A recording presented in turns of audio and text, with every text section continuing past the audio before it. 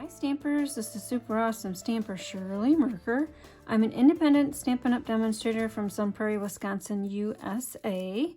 In this video, I will show you how to make these two shaker cards from one of our 6 by 8 inch cello bags. And I will be demonstrating the heart one first, so let's get started. The first thing that you want to do is take your cello bag and cut it in half. So the 6 inches this way and 8 inches that way, and just slice it in half. So now we have 2 equal portions of cello bag. So we're all done with our paper trimmer. And for this card, we are going to use this part of the sleeve where it's open on 2 sides.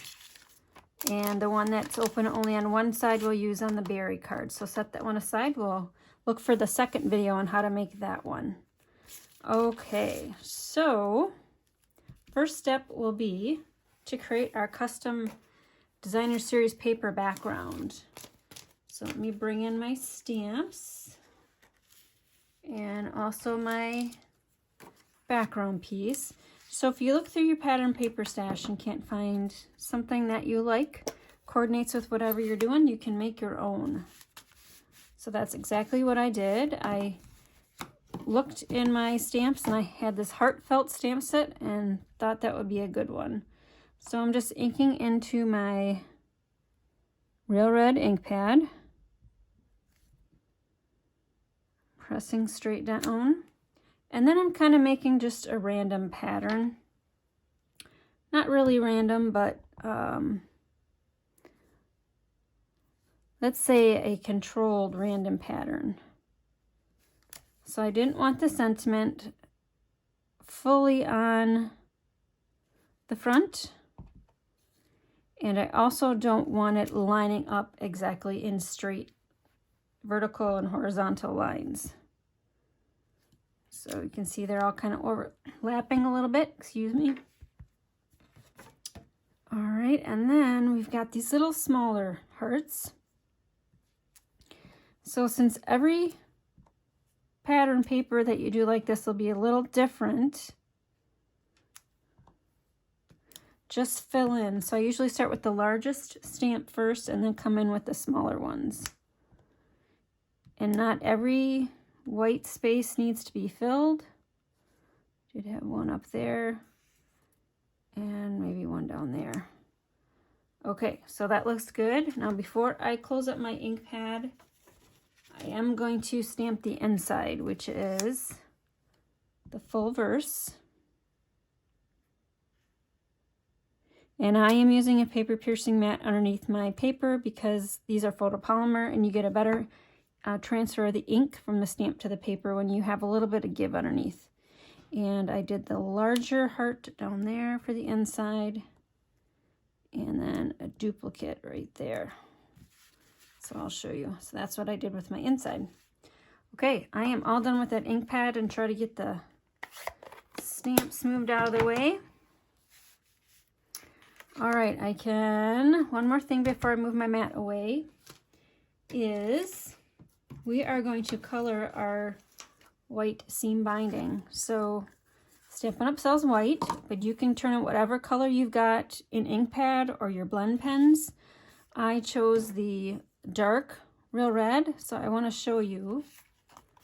This side is the dark Real Red, and this side is the light Real Red. So the light Real Red looks more like a dark pink, like the Mango Melody, and this looks more like the red of the cardstock. So I'm going to do the dark Real Red blend pen. And all you do is take the fat tip, and along the side of the tip, you just run it against your Whisper White. And it dries pretty quick, although it's red, so I'd kind of leave it set there for a second. And that's how you color any kind of our ribbon that'll accept ink. All right, so we're going to use that in a minute, so we're all done with that. All right, so I'm going to come back in and we are going to make our little pocket. All right, so some tips and tricks for making this pocket. If you don't have confetti that matches your color scheme on hand, you can make your own. So here I use a Label Me Fancy punch. There's a circle and a slot for ribbon, and that's perfect for making little confetti pieces, and also the heart on the Dog Builder punch. So if you have smaller punches on a lot of scrap pile, certainly make your own confetti. You don't need to purchase any. So there's some hearts. And then this slot one, I found that if I found a straight edge, it's a lot easier to cut several at once.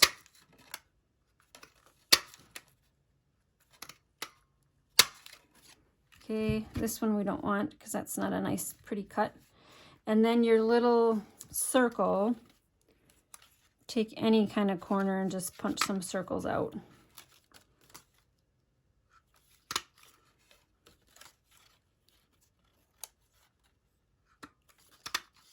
There. So see, you've already got a whole mess already ready to go, so you don't have to watch me do that. All right, so let's get those back over there so I know where they're at. All right, let's start making our little pocket. And I need this one. We are working with the pocket that is open on two sides. So place your pattern paper to the bottom, or your custom pattern paper, and turn it over. And grab your tear and tape. Cut a length off that's a little less than 6 inches. And fold over that edge. So I'm overlapping the tearing tape with the edge of that cello bag. There we go. Now I'm going to pull this up. And grab another snip, I think. Pull that back, but don't pull it all the way off. Not quite yet. There we go. And now use this piece and go over that. So we got some adhesive on the whole back side. All right, now you have an envelope that's open just on one side. So here's where we can tuck in all of our little confettis and seal it shut. So again, grab another piece of tear and tape.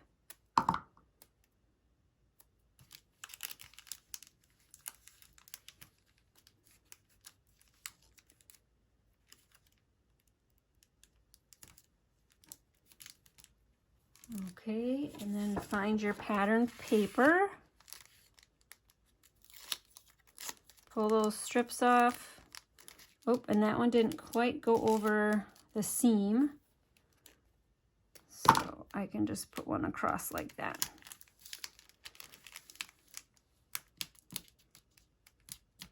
And then before I lay this down and flip it over,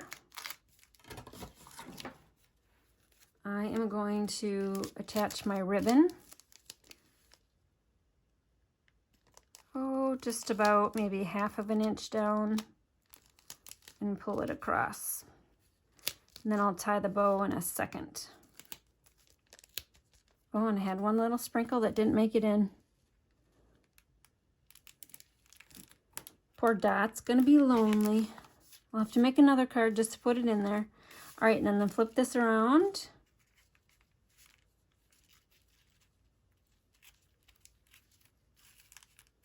Grab one of our heart charms and then make another knot.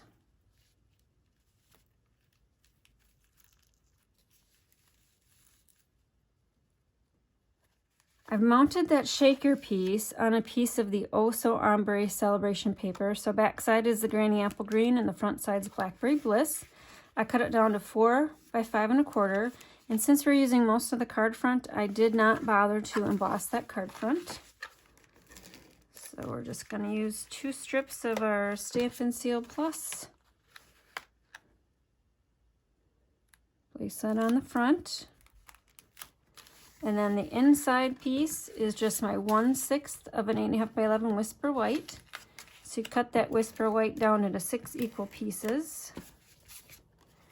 And then when I cut down that front of the Oso Ombre, I have a little strip left, and that goes at the front. Let me see if I can find that strip. So here's that strip. So it was just an extra piece, because this Oso Ombre is 6 by 6. So this Oso Ombre paper you can earn free with the $50 purchase. All right, so here's my sample card, and here's the one I just created. We've got one last little detail. I'm gonna bring it up to the camera. Hopefully you can pick it up. These little self-adhesive hearts.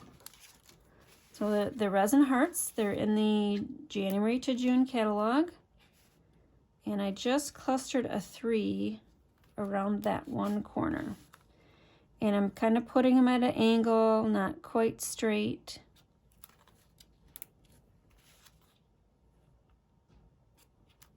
It adds a nice detail. All right, my last tip is I did glue dot the bow, the knot down, because otherwise it will go wherever you probably maybe don't want it. So grab a glue dot.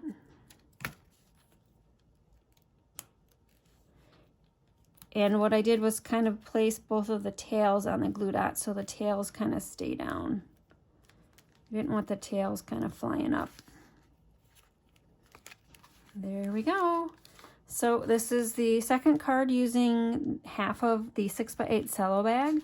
So look for my other video, which uses the other half of the cello bag, which is this one.